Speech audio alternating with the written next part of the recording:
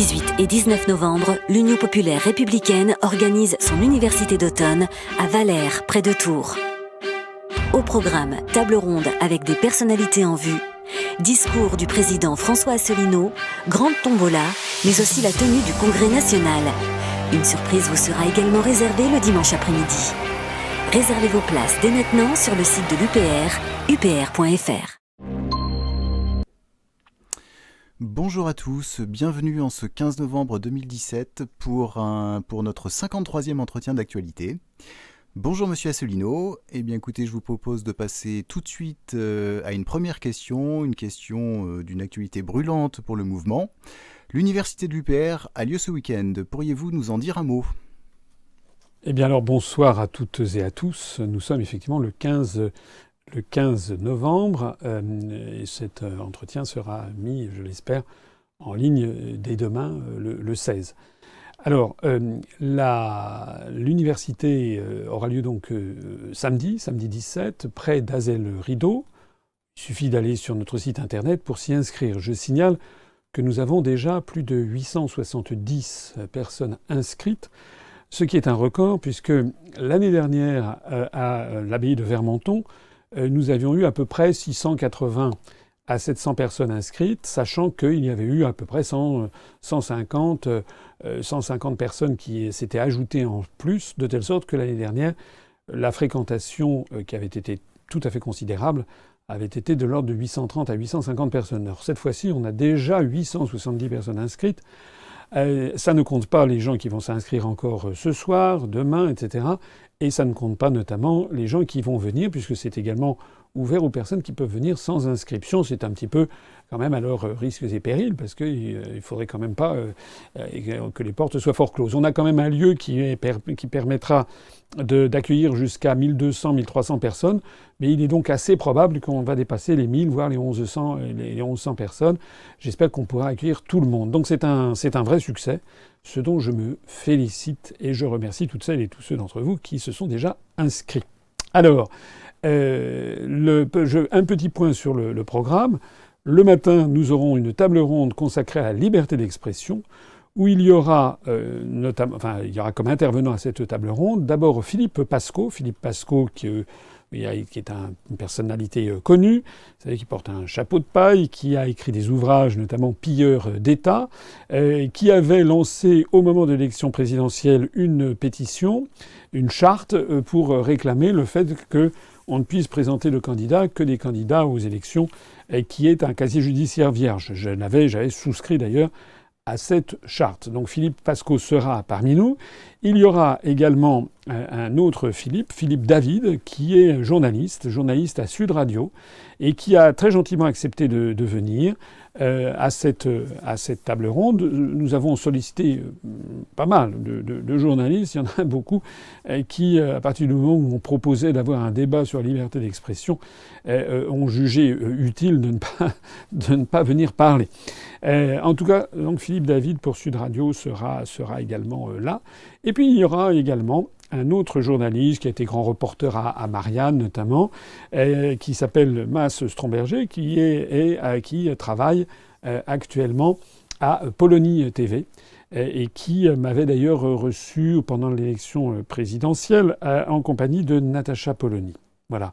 Donc ces trois journalistes, deux journalistes plus Philippe Pascot, plus la salle bien entendu, bien interviendront.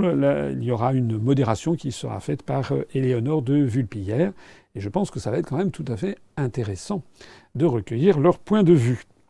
Après le déjeuner, il y aura la deuxième table ronde qui, elle, portera sur la question des sinistres industriels, de la destruction de l'industrie française.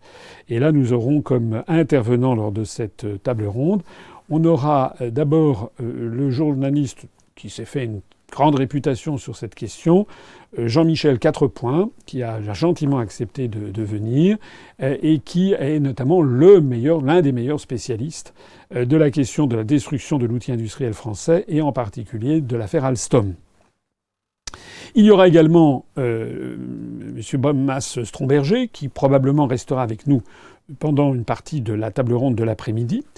Il y aura également Pierre Lévy, qui est un habitué de notre université, qui est un ancien journaliste du journal L'Humanité, qui ensuite a quitté le Parti communiste français et qui est à la tête de la rédaction en chef d'un mensuel qui s'appelle Rupture, qui autrefois s'appelait Bastille, République, Nation. Il est déjà venu, c'est un débatteur formidable, c'est un ami personnel, et qui également, lui, aura des choses à dire sur, au-delà de l'affaire Alstom, sur la question de la destruction de l'outil industriel français. Il y aura également, dans cette table ronde, le secrétaire général du comité d'entreprise de General Electric Hydro-Alstom à Grenoble, qui m'a reçu voici quelques jours, c'était la semaine dernière. J'avais été invité par le comité d'entreprise à venir m'exprimer. Donc le secrétaire général, qui je crois est de la CFE-CGC, eh bien, sera là pour nous parler aussi, vu du point de vue des salariés et du point de vue des syndicats, nous parler de cette affaire Alstom et de la façon dont c'est perçu. Lorsque je suis intervenu au comité d'entreprise, il y avait d'ailleurs non seulement des syndiqués de la CFE-CGC, mais également des syndiqués de la CFDT, des syndiqués de la CGT. Voilà. Et puis, j'ajoute qu'il y aura ma propre personne. J'ai été quand même délégué général à l'intelligence économique à Bercy pendant quelques mois. Et donc, à ce titre, c'était déjà un certain nombre d'années. Et éventuellement, j'interviendrai si nécessaire. Je crois qu'on a affaire quand même à des gens qui sont très compétents en la matière. On verra comment ça va se passer. Je pense que ça va être aussi tout à fait passionnant. Dans un cas comme dans l'autre, ces deux tables rondes sont quand même tout à fait d'actualité. Un sur la liberté d'expression en France, qui est quand même de plus en plus menacée, c'est le moins que l'on puisse dire. Et deux, sur la destruction de l'outil industriel. Alors après, nous aurons à chaque fois des pauses entre ces tables rondes. Après, il y aura le discours de rentrée du président, c'est-à-dire de votre serviteur. Je prendrai la parole et je présenterai un tableau de l'évolution de notre mouvement. Et comme il s'agit le lendemain, il y aura le congrès triennal, et je présenterai en fait un bilan du Bureau national sortant, des 3 ans qui se sont écoulés depuis le 3e congrès qui avait eu lieu en 2014. Donc là, c'est le 4e congrès. Et donc le bilan de l'évolution de notre mouvement. À vrai dire, il y a des tâches plus difficiles à faire que de dresser ce bilan tellement il est brillant quand on compare ce qu'était le mouvement en 2014 et ce qu'il est devenu aujourd'hui. Voilà. Après ça, nous aurons un dîner convivial. Et puis, à l'issue de ce dîner, il y aura la traditionnelle tombola avec des beaux objets qui sont des objets historiques, des ouvrages anciens. Vous verrez, on va mettre en ligne un petit peu quelques photos auparavant. Et puis, il y aura comme animation, il y aura Marlène qui sera avec moi pour animer cette tombola. Voilà. Le lendemain, c'est le jour du congrès. Donc le jour du congrès, c'est le jour où on annonce les résultats des votes qui sont en cours. Alors, il y a eu une nouveauté, une modification qui est intervenue dans ce programme aujourd'hui même, c'est que nous avions lancé 2 votes. Un vote pour la réforme des statuts du Bureau national et un deuxième vote pour l'élection du Bureau national. Alors, le vote pour la réforme des statuts est en cours et donc, le dimanche matin, nous aurons les résultats de ce changement de statut. Je rappelle que parmi les propositions qui ont été faites par le Bureau national et qui sont soumises au Congrès, pourquoi on modifie les statuts ? Parce qu'en fait, on a modifié les statuts à chaque Congrès, en fait, pour suivre l'évolution en cours après l'évolution du mouvement. Je rappelle que lors du 3e Congrès qui avait lieu en 2014, on avait porté notamment le nombre de membres du Bureau national, qui auparavant était de 9, on l'avait porté à 19. Et pourquoi ça ? Parce qu'entre-temps, on était passé d'environ à peu près 1000 adhérents à 4800. Eh bien, cette fois-ci, c'est la même chose. Mais là, on est passé de 4800 adhérents à, en ce moment même, on est quasiment 29 250. Pour tenir compte de cette explosion du nombre d'adhérents, multiplié par 6 en 3 ans, eh bien là aussi, on a proposé une réforme des statuts pour augmenter le nombre de membres du Bureau national, parce que des critiques se sont fait jour ici ou là, pas forcément d'ailleurs infondées. Infondées en ce sens que parfois c'était sur le thème, voilà, le Bureau national ne fait rien, il est coupé des réalités. La réalité, c'est surtout qu'il y a de plus en plus d'adhérents, et donc le Bureau national, il était le reflet d'une structure dépassée. Donc le Bureau national sortant a proposé que l'on passe de 19 à 58 adhérents. 58 adhérents bien sûr, mais 58 membres du Bureau national, 29 suppléants et 29 titulaires. de telle sorte qu'il y ait, avec cette disposition, nettement plus de représentants, eh bien, des délégués, des délégués départementaux, des adhérents, des gens qui ont apporté quelque chose au mouvement pour que ça soit plus transparent et plus représentatif.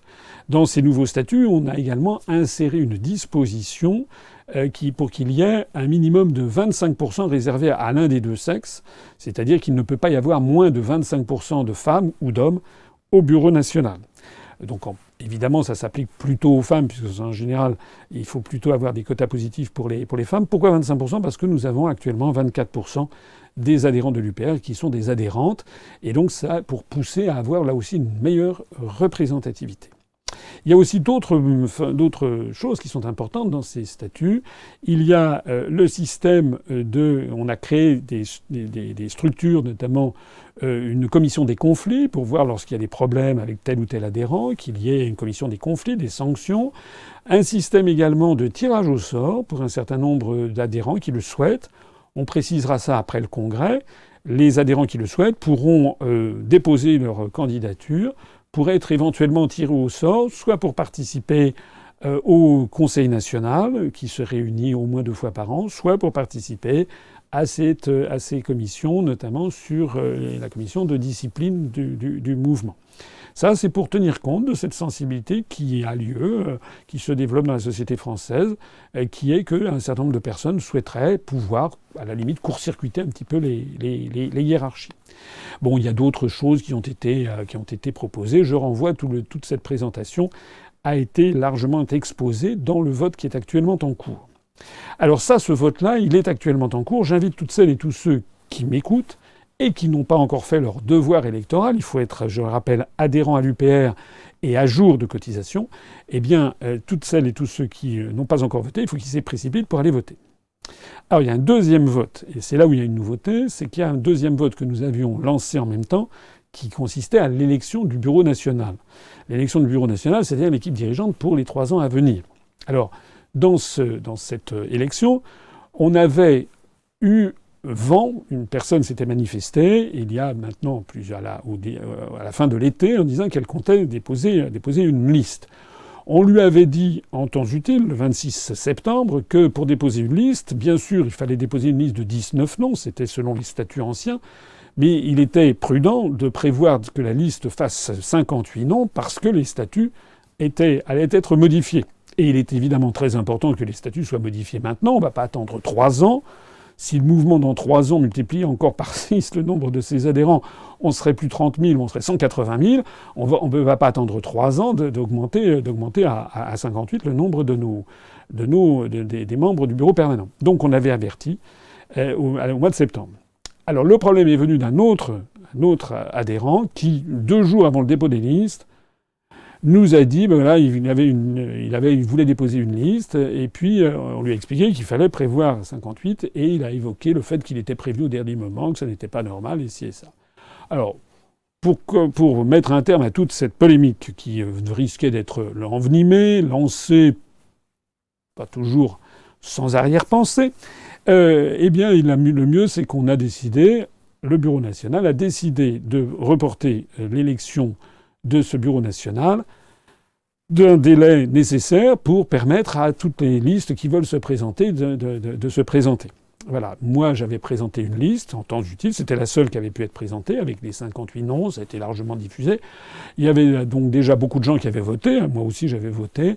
On a annulé ces votes. Tout ça est suivi par un huissier de justice. Et on va proposer au Conseil national qui se réunit la veille, qui se réunit le 17, donc le vendredi 17, il y a un Conseil national qui se réunit et on va lui proposer de reporter d'un délai raisonnable cette élection du Bureau national pour permettre bien aux 2 candidats qui se sont manifestés qu'ils aient, là ils ne pourront plus dire qu'ils n'ont pas eu le temps, qu'ils aient le temps donc de présenter leur liste. Voilà. Finalement, c'est la loi de la démocratie, c'est très bien, mais on va voir les listes qu'ils vont présenter. Moi, j'avais présenté une liste avec 58 noms, respectant évidemment les contraintes fixées par les nouveaux statuts, donc avec plus de 25% de femmes. Le minimum, c'était 14 femmes, il y en avait 18, avec une bonne répartition entre les Français de l'étranger, avec des représentants, plusieurs délégués régionaux, également des représentants des différentes catégories socio-professionnelles du mouvement. Voilà. Alors c'est un petit peu embêtant parce que j'aurais préféré que l'on puisse régler tout ça. Ça va nous coûter un peu d'argent puisque nous avons recours à un huissier de justice et c'était aussi pour limiter les frais, et bien qu'on faisait les deux opérations en même temps puisqu'on payait un huissier de justice pour suivre à la fois l'élection du Bureau national et l'élection et la modification des statuts. Il faudra donc avoir lors de la relance de l'élection du Bureau national qui aura lieu probablement avant la fin de l'année, eh bien, il faudra de nouveau avoir recours au service d'un huissier de justice, et donc ça va de nouveau coûter un petit peu d'argent aux adhérents, à vous et à moi. Bon, mais enfin, c'est ainsi. Alors, ça pose une petite question, c'est qu'on avait prévu qu'on dévoilerait les résultats de l'élection du Bureau national le lendemain, en même temps que le résultat de la modification des statuts. On va donc donner le résultat de la modification des statuts. Est-ce que c'est ou non avalisé par les adhérents qui votent? Et encore une fois, j'insiste pour que le maximum d'entre vous alliez voter. Et donc ça, on dévoilera le résultat. Et puis ensuite, que j'ignore tout, hein, moi il y a un huissier qui fait tout à fait son travail, donc tout ça est totalement cloisonné. Et puis, comme il n'y aura pas donc le vote pour le Bureau national, eh bien, ce que je ferai, c'est que je répondrai aux questions-réponses des personnes qui seront là.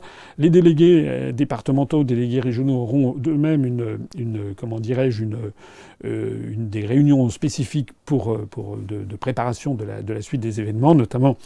On va remettre à tous nos délégués qui seront présents des nouveaux trains d'affiches, des nouveaux jeux d'affiches tout à fait nouvelles pour coller sur les murs de France. Et puis le public qui sera là, d'abord il pourra constater si les nouveaux statuts ont ou non été avalisés, et puis il sera là également pour me poser les questions nécessaires. Puis il y aura peut-être autour de moi des gens comme Charles-Henri Gallois, Vincent Brousseau, Sophie Husson, Martine Dessius, Mimoun Ziani, Yabar Siakal Roudi, Christophe Blanc, etc., etc. Tous les membres qui devaient participer éventuellement pourront, le cas échéant, répondre aux questions. Ensuite, on aura un déjeuner, et puis après le déjeuner, pour ceux d'entre vous qui se seront inscrits spécifiquement à la visite de Hazel-Rideau, je rappelle qu'il y a une visite qui est organisée au château d'Hazel-Rideau, qui est organisée spécialement pour l'UPR, avec visite guidée et également dégustation de produits locaux, notamment de vins locaux. Voilà. C'est comme ça que ça se terminera. Bruno Le Maire a annoncé que la France sera sous la barre des 3% de déficit annuel. J'imagine que vous vous en réjouissez ? Oui, c'est une information du jour. On nous annonce que Bruno Le Maire, qui paraît-il n'est pas en odeur de sainteté à l'Élysée. Il semblerait que M. Macron veuille se débarrasser de son ministre de l'économie et des finances, qui, semble-t-il, ne jouerait pas franc jeu. Enfin bon, ça c'est les gazettes, moi je n'en sais rien. En attendant, donc on a appris aujourd'hui, M. Le Maire a fait savoir que Cocorico, nous allions sans doute être en dessous des 3% de déficit public, 3% du PIB. Alors oui, bien sûr, je m'en réjouis. Si c'est exact, je ne peux que m'en réjouir. Je préfère que la France soit moins endettée, ou du moins que son endettement diminue, l'accroissement de son endettement diminue. Parce qu'à chaque fois qu'on fait du déficit, on continue à s'endetter. Donc je me réjouis effectivement si ces résultats sont là. Je voudrais quand même apporter deux, trois petites précisions là-dessus. D'abord, les grandes masses. Savoir si ça va dépasser ou pas dépasser 3% du produit intérieur brut, ça dépend de savoir quel va être le produit intérieur brut. Monsieur de la Palisse l'aurait dit. Or, le produit intérieur brut, on ne sait pas ce qu'il sera. On ne sait pas quel sera le produit intérieur brut de l'année 2017. On ne le saura que peut-être au mois d'avril ou mai prochain de 2018, lorsque tous les comptes auront été faits, notamment les comptes de l'INSEE. Donc pour l'instant, on est dans le domaine des hypothèses. Or, les domaines des hypothèses, voilà. Actuellement, les hypothèses en question ont été fondées sur une augmentation de la croissance de l'ordre de 1,7%. Alors je vois que M. Le Maire, je ne sais plus, le secrétaire d'État au budget, la presse se félicite. J'ai vu on parle d'une croissance très robuste, un retour de la croissance. Il ne faut pas exagérer. 1,7% de taux de croissance, c'est miteux. Certes, c'est pas 0,2, 0,5, mais 1,7%, ça reste quand même faible. On peut parler d'une croissance solide, robuste, quand on est aux alentours de 2,5, 3. Je ne parle pas des taux asiatiques où on est à 7, 8, 10% comme en Chine, ou comme on était. Je parle dans un pays normalement développé, un taux de croissance robuste et solide. On l'a connu notamment à la fin des années 90 ou tournant des années 2000. On avait, au moment de la bulle Internet, on avait eu des taux de croissance, rappelez-vous, qui étaient quand même de l'ordre de 2,2%, je crois, vers 98, 99, on avait eu ces taux. 1,7%, c'est mieux que 0,5%, ça reste quand même une croissance, correcte, mais vraiment sans plus. Monsieur Le Maire laisse entendre que ça pourrait être 1,8%. Alors tout ça, ce sont des débats d'experts. Mais vous voyez bien qu'à chaque fois, si vous multipliez la base de départ étant de quelque chose comme 2400 milliards d'euros, le PIB 2016, selon que vous mettez 1,6% en plus, ou 1,7%, ou 1,8%, vous faites grimper à chaque fois de plusieurs dizaines de milliards d'euros le produit intérieur brut. Donc ça, c'est le premier point. Actuellement, il y a une espèce de consensus qui se dit que le PIB devrait être aux alentours de 2500 milliards d'euros en 2017. Mais c'est encore au doigt mouillé. Ça peut être 2495, 2500, 2506, 2510, 2520, on n'en sait rien. Donc ça, c'est le premier point. Le deuxième point, c'est que M. Le Maire a annoncé qu'il allait y avoir des nouvelles coupes budgétaires pour justement continuer à passer sous les 3%. Ces 3%, c'est évidemment très important. C'est une limite totalement artificielle qui avait été inscrite au moment du traité de Maastricht, qui n'a aucune justification économique. C'est simplement une règle comme ça qui est sortie d'un chapeau, qui d'ailleurs ne s'applique pas. C'est pas les mêmes périmètres selon les pays. Enfin, tout ça n'est pas très très sérieux. Mais c'est un peu la loi et les prophètes. Les 3%, il faut au-dessus de 3% de déficit, ou si le déficit public dépasse 3% du produit intérieur brut, il y a des menaces de sanctions. Ça fait des années maintenant que la France, depuis 2009, je crois, est au-dessus de 3%. Alors, le gouvernement a mis tout son poids dans la balance pour passer en dessous des 3%. Donc il a tendance à quoi ? Il a tendance à augmenter le taux de croissance du PIB, parce que plus le PIB sera important, le PIB 2017, notamment dans ses estimations, et plus la probabilité est si le dénominateur est important, ça fait plutôt baisser le ratio. La deuxième chose que fait le gouvernement, c'est donc qu'il continue à tailler dans certaines dépenses, notamment, je crois, la politique de la ville, la politique de l'éducation nationale. Au même moment, d'ailleurs, M. Macron parcourt la France en faisant des propos en tenant des discours totalement creux sur l'importance de la politique de la ville, etc. Mais il y a un petit détail, moi, qui m'a quand même un peu fait sourire, tristement d'ailleurs. C'est que l'on a appris que le déficit actuel pourrait être aux alentours de 75,4 milliards d'euros. Toujours d'après les estimations. Et puis, on a appris, alors ça c'est quand même assez extraordinaire, qu'il y aura une ponction de moins de l'Europe cette année, en 2017, de 1,5 milliard d'euros. C'est-à-dire que l'appel de fonds que la Commission européenne devait faire aux finances françaises sera de 1,5 milliard d'euros de moins cette année. Et les 1,5 milliard d'euros, on nous les demander en janvier, hein. Faut pas se faire d'illusions. Mais ils ne nous les demandent pas maintenant. Alors, excusez-moi, mais regardez bien ce qui se passe.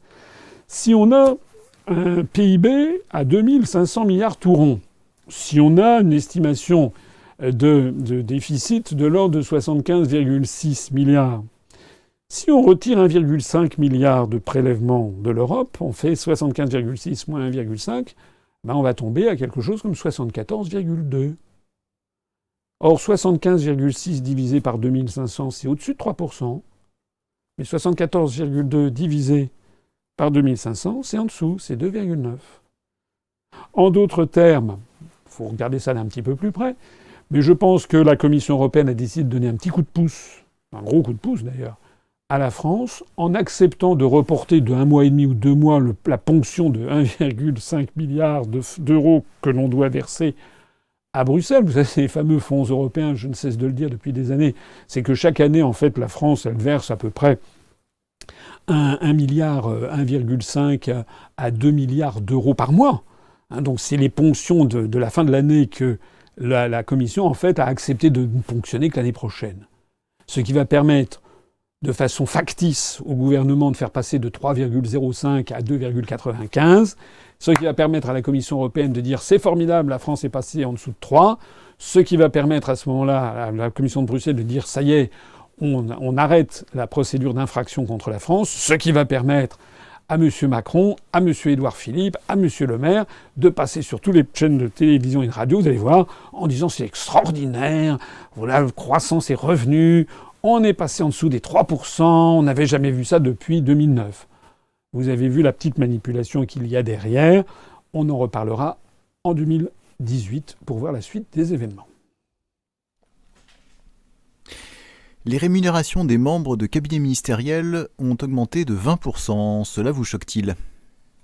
Oui, j'ai vu ça. Alors ça, c'est un rapport de René Dauzière. René Dauzière, c'est un ancien député socialiste qui n'a pas été réélu, mais enfin qui a gardé, semble-t-il, un regard sur les affaires publiques. René Dauzière, c'est un député qui s'était fait une grande spécialité de regarder à la loupe les dépenses, les dépenses de frais de fonctionnement de l'État au plus haut niveau, c'est-à-dire notamment l'Élysée, c'était devenu le meilleur expert du budget de l'Élysée, mais aussi les dépenses de députés, les dépenses des membres, des ministres, les dépenses des cabinets ministériels. Il y avait donc tout ceci qui avait été regardé. Alors René Dauzière a sorti un rapport récemment qui a fait l'objet de quelques reprises dans la presse, pas énorme, mais un petit peu quand même, pour signaler que les membres du cabinet ministériel gagnent, si j'ai bien compris, 9 186 € par mois en moyenne, ce qui n'est quand même pas rien, et donc que leur rémunération a augmenté de 20%.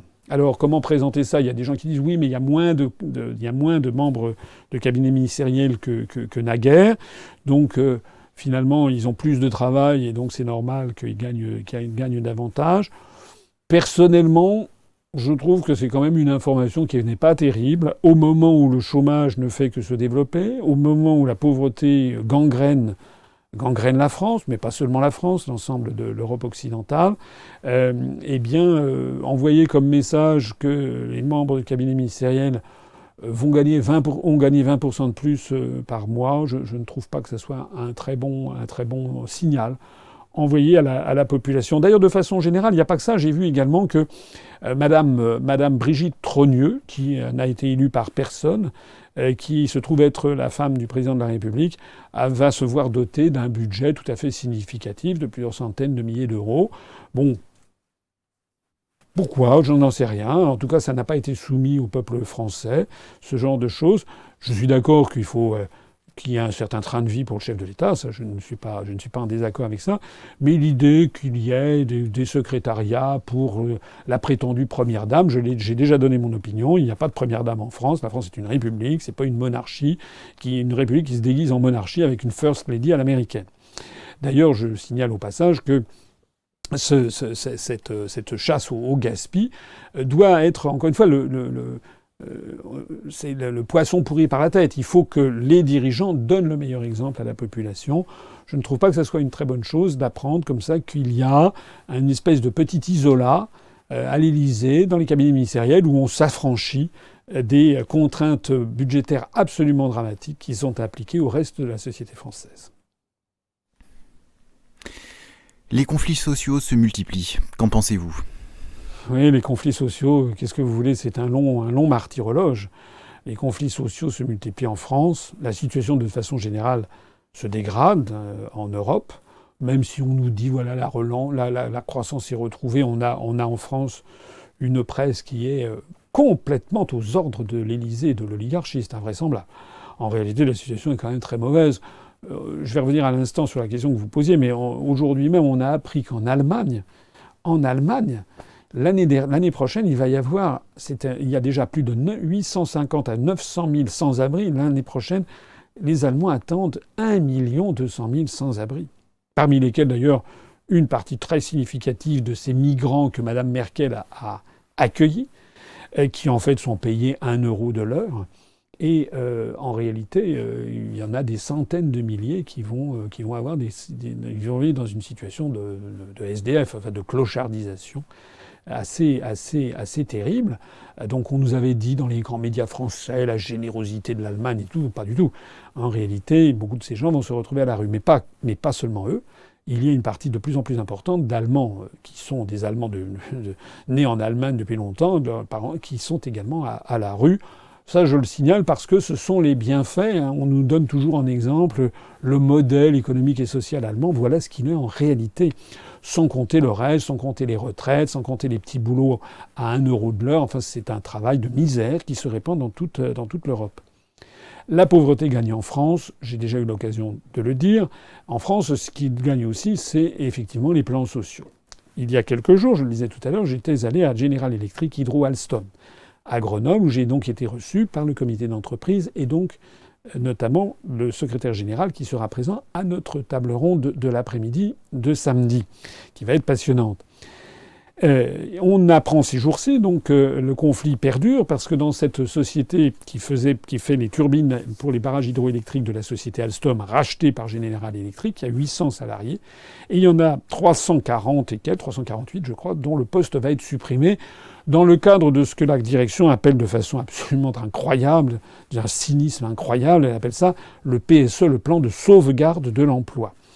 En fait, de plan de sauvegarde de l'emploi, on vire 45% des salariés. Ça s'appelle plan de sauvegarde. Qu'est-ce que ça serait si c'était un plan de destruction de l'emploi?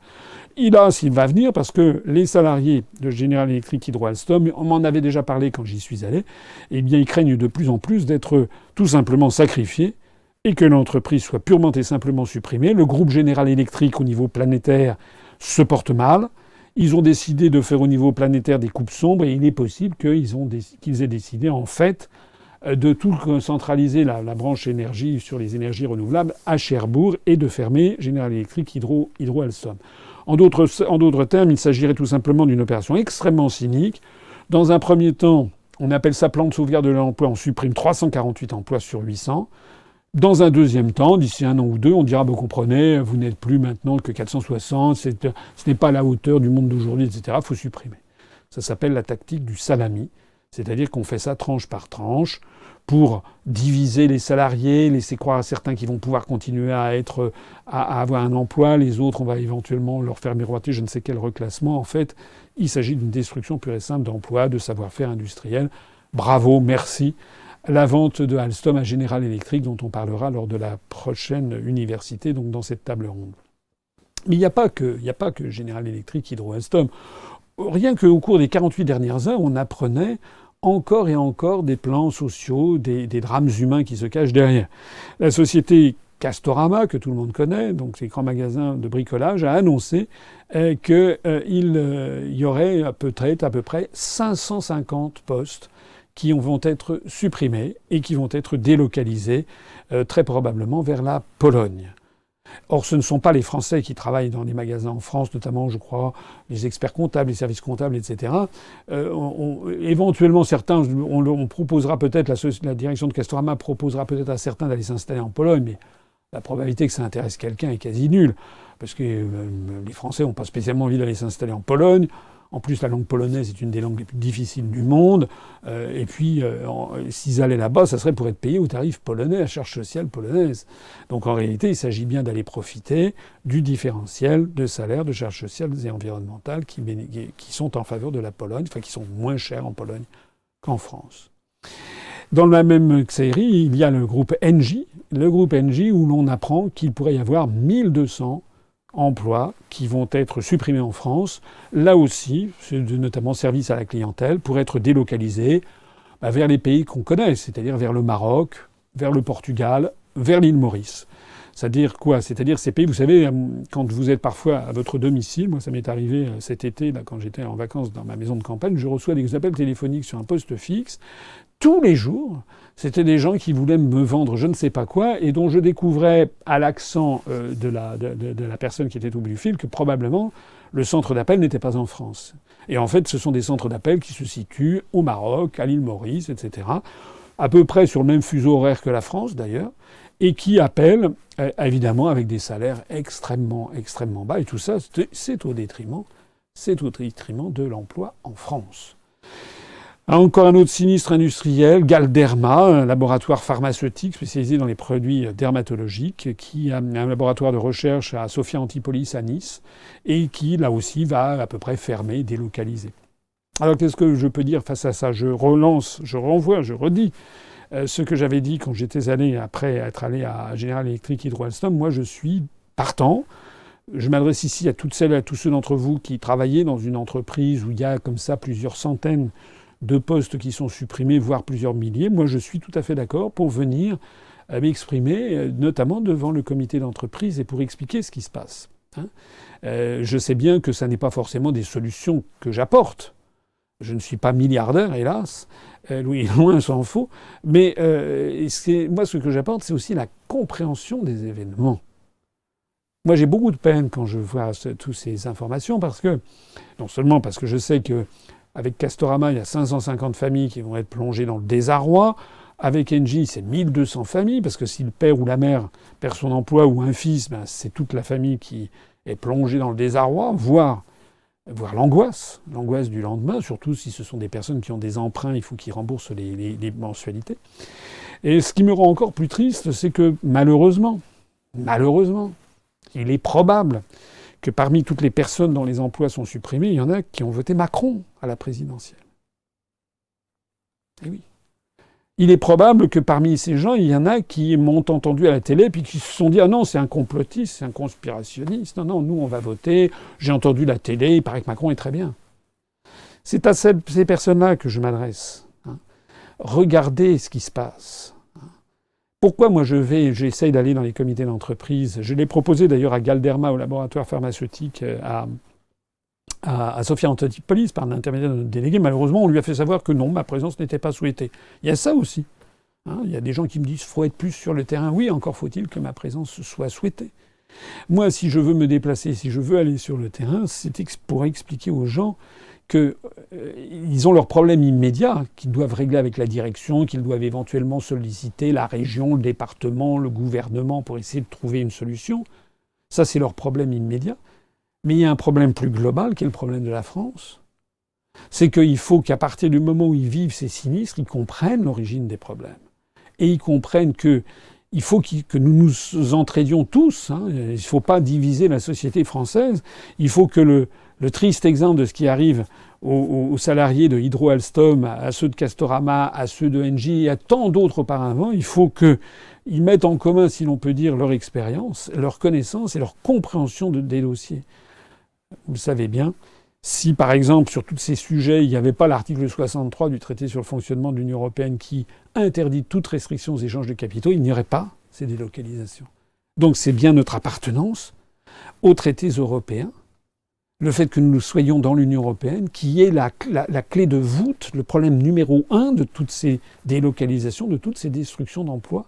Eh bien moi, que cela plaise ou ne plaise pas, je le dis, je le dirai, et je suis prêt à aller devant tous les comités d'entreprise pour aller expliquer aux salariés, vous vous êtes fait avoir en 2012, vous vous êtes fait avoir en 2007, vous vous êtes fait avoir en 2012, vous vous êtes fait avoir en 2017.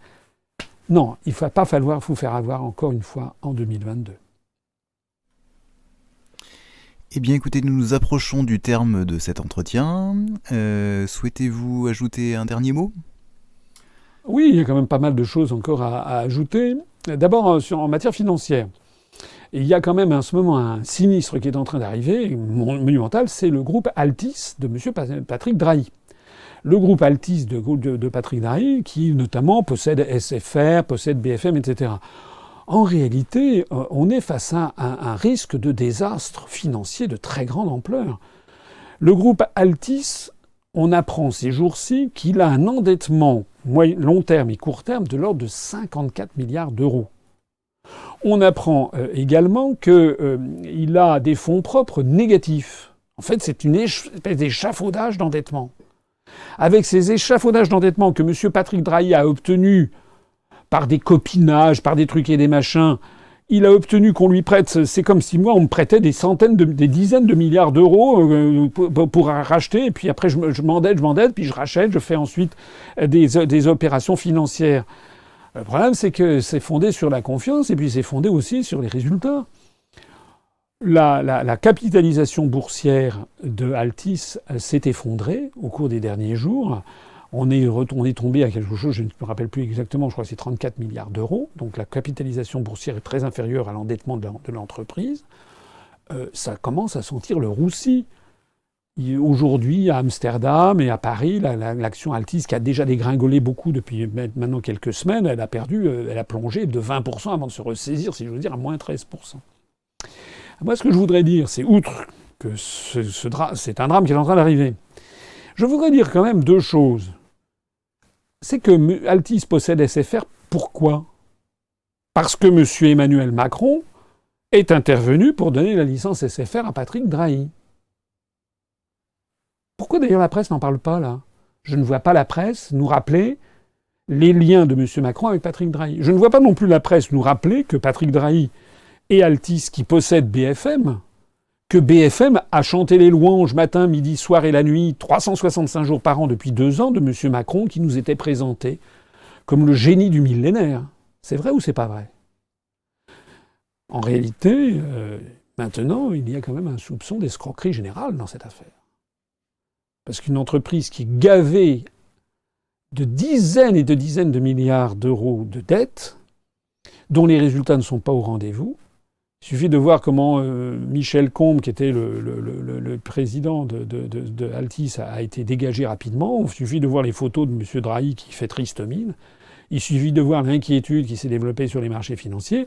Mais personne ne rappelle la connivence incroyable de M. Macron avec M. Drahi. Affaire à suivre. Je voudrais terminer sur deux... Oui, il y a quand même beaucoup de sujets. Vous ne m'avez pas beaucoup posé de questions aujourd'hui. Il y a 2-3 choses que je voudrais dire. D'abord, des choses qui font un petit peu rêver. Il ne faut pas non plus toujours être triste. Il y a des choses qui font rêver. Moi, au cours des derniers jours, d'aujourd'hui et puis des derniers jours, il y a 2 informations dans un monde très différent qui m'ont fait rêver. Alors, je voudrais en profiter pour faire rêver les gens qui le souhaitent avec moi. La première, c'est qu'on a appris, et je crois que c'était il y a une semaine à peu près, que dans la grande pyramide de Khéops, qui est, Khufu, comme on dit en égyptien ancien, c'est une de mes spécialités. Dans la grande pyramide de Khufu, quand j'y suis allé, j'avais 17 ans, j'avais grimpé en haut de la grande pyramide. C'est totalement interdit maintenant. Près donc de Gizeh, à une trentaine de kilomètres du centre-ville du Caire, eh bien, on a découvert, avec notamment, je crois, des sonars, des rayons laser, ou je ne sais pas, ou plus exactement des ondes électromagnétiques, on a découvert qu'il y a une gigantesque cavité qui fait 20 mètres de long, et c'est maintenant de façon certaine, et qui n'est pas connue. Donc, on a découvert une cavité qui ferait une vingtaine de mètres de long, qui se situe à peu près, je crois, dans le premier tiers en partant du haut de la pyramide. On croyait tout connaître de cette pyramide, parce qu'on y entre, il y a un couloir, mais il y a cette grande cavité qui est inconnue. Alors évidemment, ça fait rêver. Va-t-on découvrir un nouveau trésor de Toutankhamon ? Ou sinon, le trésor de Toutankhamon, c'est la 18e dynastie, c'est moins 1850 avant Jésus-Christ, alors que là, la pyramide de Képhren, c'est dans l'ancien empire égyptien, c'est-à-dire on est à moins 3000, moins 3500. Et de mémoire, Khéops c'est un nom grécisé, encore une fois, comme Képhren et Mykérinos. En fait, c'était Khufu, Khafre et Menkaure, les noms égyptiens d'origine. Ça doit être quelque chose comme la 3e ou la 5e dynastie, c'est moins 3000 à 3500 avant Jésus-Christ. Moi, ça me fait rêver. Deuxième chose qui me fait rêver, c'est ce qu'on a appris aujourd'hui. On a appris aujourd'hui qu'il y a une nouvelle exoplanète qui a été découverte, qui s'appelle, je crois, Ross 128b, et qui est une naine rouge qui est dans, je crois, près dans la partie de la constellation de la Vierge, et qui n'est qu'à 11 années-lumière de la Terre, c'est d'ailleurs la banlieue de la Terre, hein, évidemment, 11 années-lumière, c'est quand même très très loin, et nous n'avons pas actuellement des moyens d'y aller pour des êtres humains, puisqu'il faudrait atteindre déjà la vitesse de la lumière pour mettre 11 ans pour pour y aller, et on est très loin d'atteindre la vitesse de la lumière. Mais c'est quand même la banlieue de la Terre. Et qu'est-ce qu'elle a, cette exoplanète assez extraordinaire, Ross 128b? Elle a 1,35 ou 1,38 fois la masse de la Terre, donc quasiment la même. Il est probable, elle est à une distance d'une étoile qui est un peu comme la Terre, c'est-à-dire dans cette toute petite frange de l'univers près d'une étoile qui la chauffe, qui permet d'avoir de l'eau liquide, parce que vous savez, si on est trop près, l'eau est à l'état gazeux, si on est trop loin, et c'est sous forme de glace, et donc il ne peut pas y avoir de vie, si tant est qu'il y ait de l'eau. Mais il semblerait qu'il y ait de l'eau, il semblerait que ça puisse être à l'état liquide, il semblerait qu'il y ait même peut-être une atmosphère. En bref, alors c'est les nouvelles du jour, peut-être, ça pourrait être une planète située pas trop loin, et où pourrait y avoir de la vie. Voilà. Moi, c'est une information qui me fait rêver un petit peu comme celle de la cavité extraordinaire de 20 mètres de long découverte dans la pyramide de Khéops, où on va peut-être découvrir le tombeau du pharaon de la 3e ou 5e dynastie. Un dernier mot pour simplement inciter toutes celles et tous ceux qui m'écoutent à nous rallier. Depuis maintenant quelques semaines, les adhésions ont redémarré très fort pour l'UPR. Enfin, pas aussi fort, bien sûr, que pendant la présidentielle. Mais elles ont bien redémarré. On a maintenant assez régulièrement 15, 18, 20 adhésions par jour qui arrivent. Donc, adhérez, rejoignez-nous, venez à cette université qui va être, je crois, tout à fait intéressante. Et puis, rejoignez-nous parce que moi, je le vois de plus en plus. Pas vous dire toutes les personnes que je rencontre, mais je rencontre quand même de plus en plus de gens, y compris des gens dans le monde politique, journalistique. J'ai rencontré récemment 2 très grands journalistes qui voulaient s'entretenir avec moi. Je vois aussi dans la sphère des affaires, également des anciens responsables politiques, qui de plus en plus sont quand même tout à fait intéressés par voir que ce mouvement politique qui est en réalité blacklisté des grands médias, eh bien, se développe de plus en plus parce que nos analyses sont les bonnes. C'est là-dessus que je voudrais terminer. Je dis encore une fois, c'est le moment d'adhérer. Rejoignez-nous et puis surtout, venez à l'université. J'aurai le plaisir d'y être et si possible, j'essaierai de m'entretenir, d'avoir un petit mot pour toutes celles et tous ceux d'entre vous qui veulent me voir. Je passerai peut-être une partie d'ailleurs du dimanche matin à faire également des dédicaces sur des affiches ou sur ce genre de choses, parce que je sais qu'il y a un certain nombre de gens qui aiment bien ça. Moi, je suis là aussi pour vous servir et pour m'entretenir avec chacune et chacun d'entre vous. Voilà, à très bientôt. Vive la République et vive la France. Les 18 et 19 novembre, l'Union populaire républicaine organise son université d'automne à Valère, près de Tours. Au programme, table ronde avec des personnalités en vue, discours du président François Asselineau, grande tombola, mais aussi la tenue du Congrès national. Une surprise vous sera également réservée le dimanche après-midi. Réservez vos places dès maintenant sur le site de l'UPR, upr.fr. Retrouvez nos analyses, nos propositions, adhérez ou faites un don sur upr.fr. Retrouvez-nous aussi sur Facebook pour partager des idées et participer au direct. Twitter pour suivre les réactions de François Asselineau au jour le jour. YouTube pour ne rater aucune de nos vidéos. Pour nous aider à rétablir la démocratie, poussez-nous, abonnez-vous, partagez.